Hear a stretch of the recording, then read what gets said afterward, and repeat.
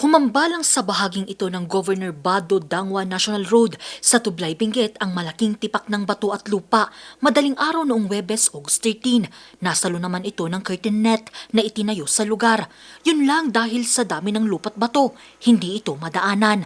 Agad namang nag-deploy ang DPWH Cordillera ng tauhana para sa clearing operations. 5 araw matapos ang insidente, ganito na ang itsura ng kalsada. Wala na ang nakahambalang na lupa't bato. Hindi na rin nakalaylay ang curtain net. Bagamat ganito, nananatili pa rin sarado ang kalsada.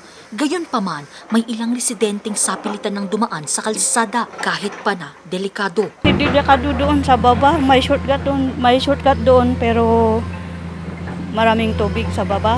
Tani sarado mo to.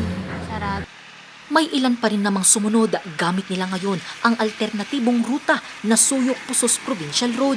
Yun lang kailangan nilang maghintay ng 1 oras. Nananatiling one-way traffic system kasi ang umiiral doon. Medyo adayo kan ko, napitak, tire pat pa eh. Umadayo ko permit krudo.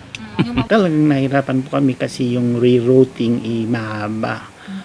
Parang madudubli yung time of travel at sa mga products nila. Siyempre mahirap yan na i-deliver. Sana i-fast track yung clearing dyan kasi nag-request na sila ng fire truck para bombahan yung road mismo para malis yung mga putik para hindi naman slippery.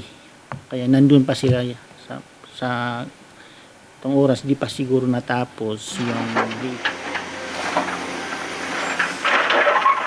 Matatandaan na una nang sinabi ng DPWH Benguet 2nd District Engineering Office na ang curtain net ay proyekto taong 2018 sa tulong ng Japan International Cooperation Agency o JICA.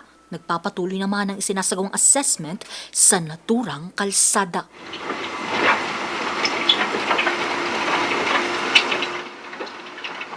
Ako si Angel Arquero para sa Nation on the Move.